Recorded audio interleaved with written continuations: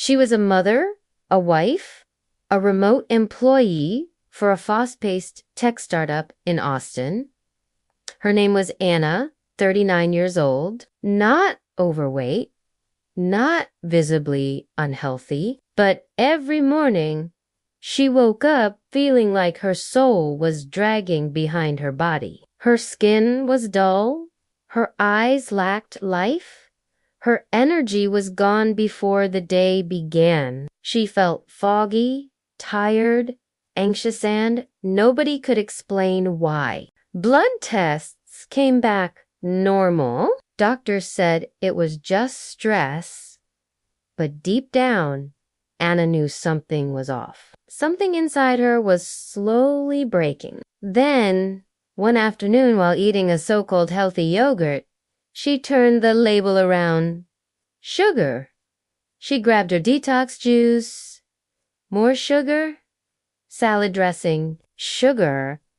The granola bar she kept in her bag for emergencies. Sugar Anna suddenly realized she was drowning in it. Hidden sugars were everywhere. She wasn't eating sweets all day, but sugar was still dominating her system. That was the moment everything changed.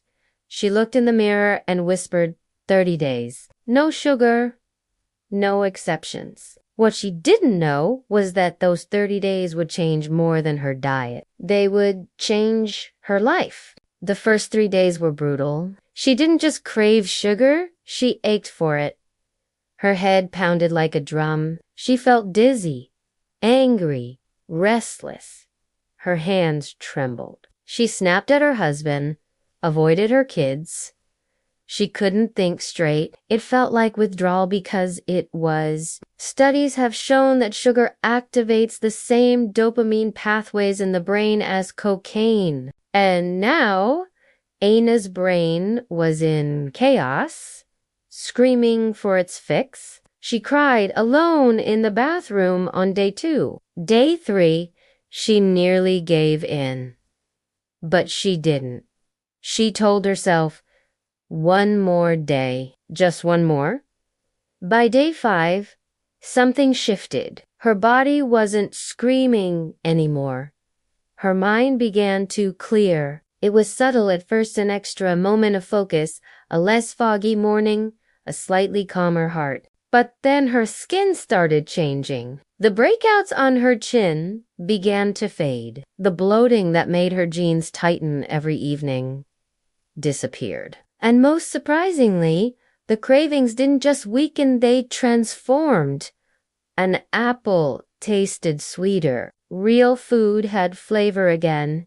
Her tongue, like her brain, was detoxing. Anna felt like she was waking up from a long, sticky dream. And for the first time in years, she didn't feel controlled by food. By week 2, her energy started to rise. Not in a jittery, caffeine buzz way, but deep, stable energy. She no longer crashed at 3 p.m. Her sleep became deeper, more restful. She stopped waking up 3 times a night. But this new clarity brought something unexpected without sugar to numb her. Anna began to feel things she hadn't felt in years. Sadness, anger, loneliness. These weren't just mood swings, they were old wounds surfacing. She realized that sugar had been her sedative, her comfort, her escape. And without it, she had to confront herself. Some nights, she cried. Others, but every morning, she felt just a little bit lighter. By day 25, Anna wasn't the same person. Her face looked different, sharper, less puffy.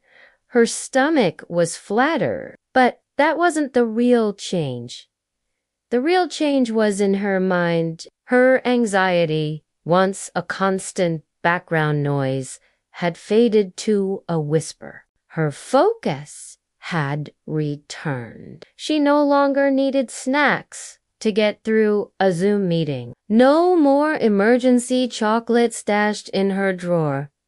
No more late-night raids to the pantry. Anna wasn't surviving anymore. She was living with clarity, control, and peace. On day 30, she stood in front of the mirror and stared. It wasn't about weight. It wasn't about skin. It was about the eyes. They looked alive, awake. For the first time in a decade, she saw herself and she liked what she saw. She wasn't perfect, but she was free. She had done what most people couldn't. She broke the chain. She took back control, and she didn't want to go back. She still eats sugar now occasionally and consciously, a slice of cake at a birthday, a piece of dark chocolate on a date night, but never out of stress, never out of compulsion, because now she knows what it feels like to live without it, to truly feel her body and her mind raw and real. And that taste is sweeter than any dessert. If you're watching this and you feel tired all the time, if your mood swings are wrecking your days, if your cravings are controlling your nights as yourself, what if it's the sugar? What if the solution isn't a pill, a diet, or another doctor's appointment, but simply 30 days of honesty with your own body? You don't have to believe Anna's story, but if you're still here, something inside you already knows. This isn't just about food.